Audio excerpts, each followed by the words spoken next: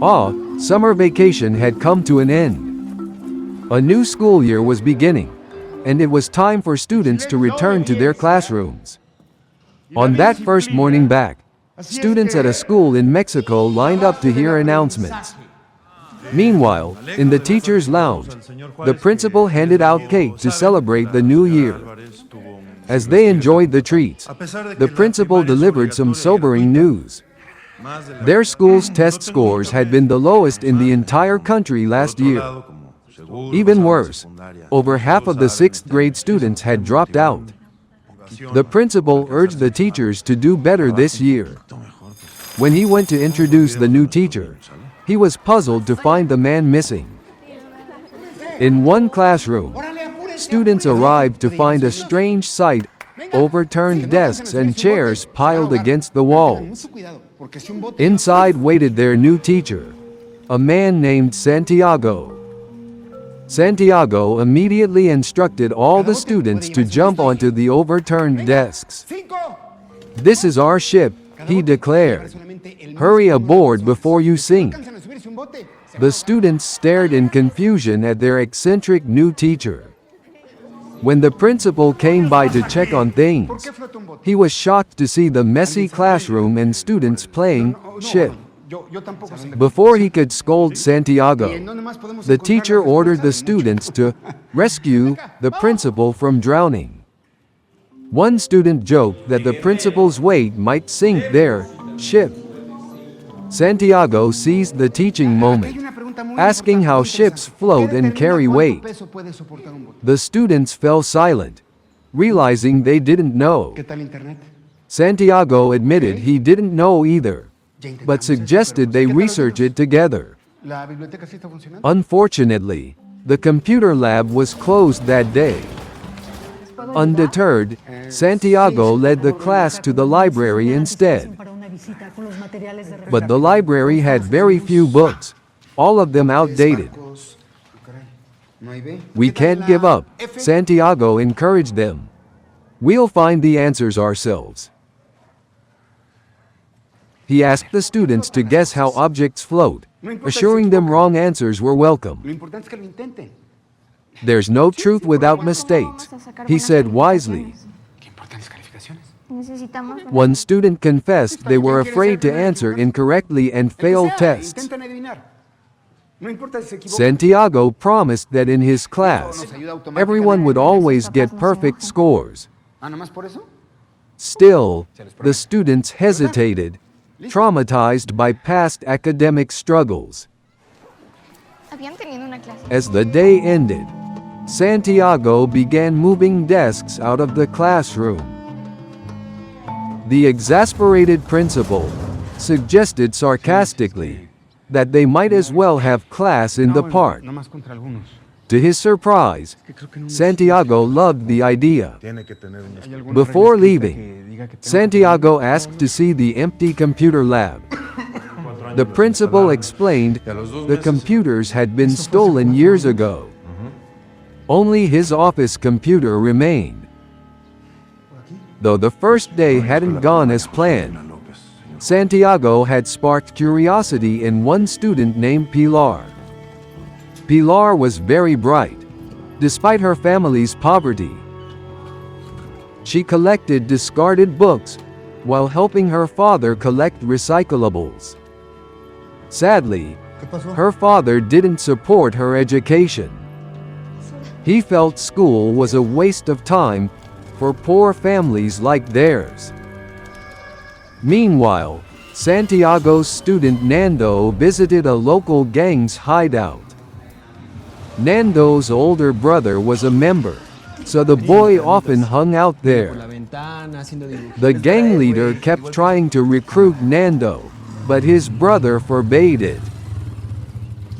He didn't want Nando following his criminal path. The next day, Santiago told the class a parable about a donkey trapped in a well. As dirt was shoveled on the donkey to bury it, the animal used each pile as a step to climb out. Santiago urged his students to likewise use life's challenges as steps toward their dreams. He then announced they would only study topics the students chose. When no one spoke up, Santiago calmly read the newspaper. Finally, a student asked to learn more about how ships float. Santiago posed thought-provoking questions about density and buoyancy. He left briefly, telling the students to ponder the answers. Upon returning, he was delighted to hear their theories. Santiago praised their reasoning and began explaining density on the chalkboard. They then conducted experiments in a nearby pond. When the principal arrived to scold them, Santiago smoothly incorporated him into the lesson. As the bell rang, Pilar lingered to ask Santiago a question. "Do you think I could be an astronaut someday?" she asked shyly. Santiago's eyes lit up. "With hard work, you can achieve anything you dream," he assured her. Pilar left with a newfound spark of hope in her heart. At home, Nando's brother was surprised to find him repairing an old boat. Nando excitedly shared what he'd learned about ships that day. He expressed his desire to focus on school instead of gang life. His brother felt a mix of pride and sadness at Nando's words. Meanwhile, another teacher complained to the principal about Santiago's unorthodox methods. That evening, the principal visited Santiago at home to discuss his teaching approach. Santiago explained his previous school had lost all its students over time. He was determined not to let that happen again. Moved by Santiago's passion, the principal agreed to let him continue. Santiago then cheekily asked if he could stay the night, as his wife was upset he'd sold their car to buy a laptop for the class. Months passed. One morning, Nando arrived early, seeking dating advice. Santiago wisely counseled him to make the girl feel special. He suggested giving Pilar information about an astronomy scholarship. Nando was shocked Santiago had guessed his crush. When Santiago tried to put the flyer in Nando's bag, the boy pulled away defensively. Santiago realized Nando was likely carrying illegal items, but didn't press the issue. He trusted Nando to make the right choices. After school, Santiago vaguely reported his concerns to the principal. He believed in letting students solve their own problems. The principal found Santiago's approach frustrating. Walking home, Nando gave Pilar the astronomy flyer. Touched by his thoughtfulness, Pilar invited Nando over. She showed him her homemade telescope and favorite stargazing spot. Pilar shared her dream of watching a rocket launch there someday. She made Nando promise to join her when that day came.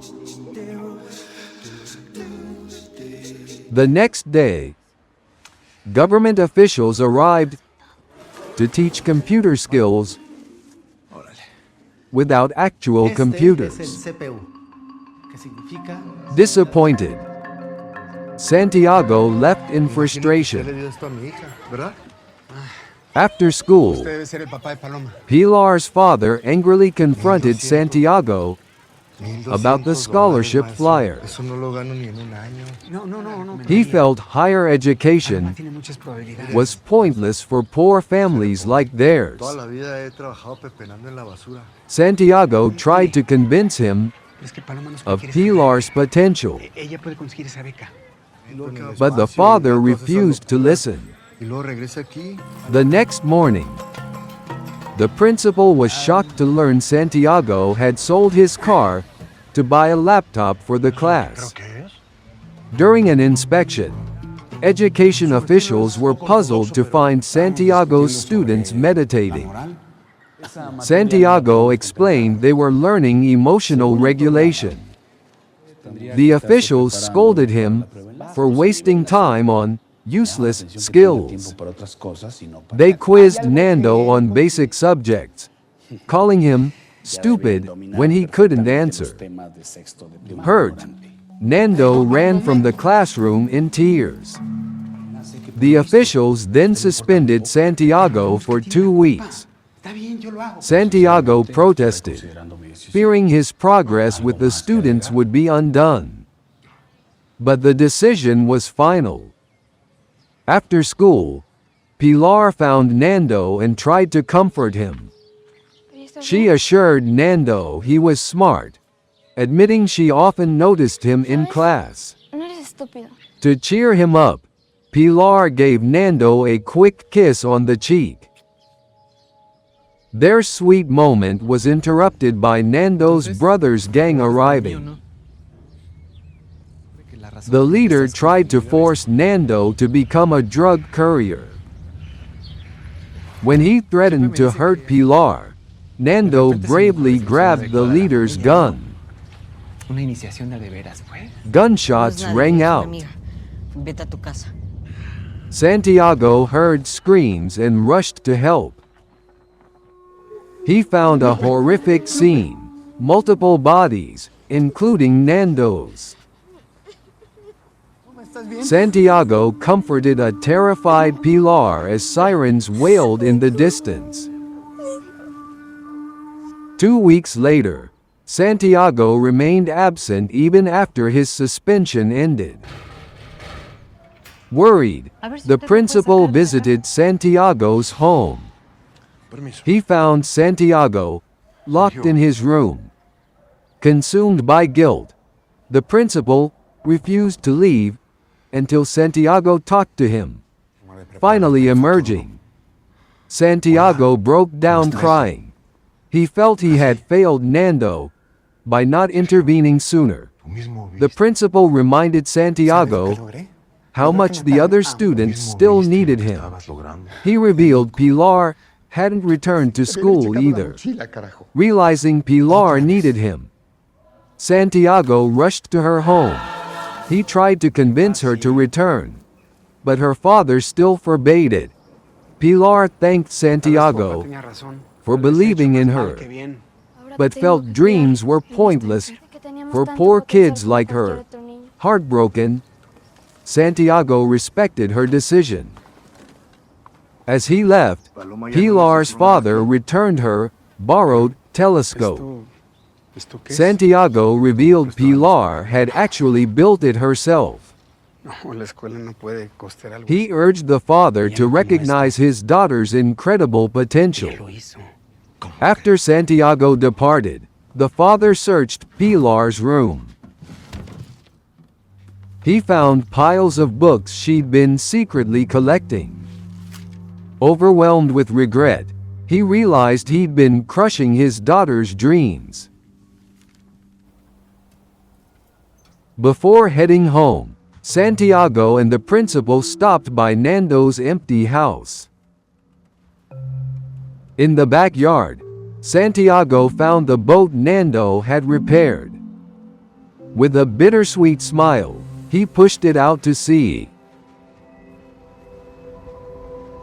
Days passed, and the final exam arrived. Santiago sat alone in the classroom, lost in memories of the past year. Students began trickling in, taking their seats nervously. As the exam was about to start, Pilar was still missing. Santiago anxiously watched the gate, hoping she would appear. At the last moment, Pilar rushed in, out of breath but determined. Relieved, Santiago gathered the class for a final pep talk. Fighting back tears, he thanked them for an incredible year. He reminded them of all they'd learned and accomplished together. Santiago assured them he was proud, no matter the exam results. With renewed confidence, the students began their final test.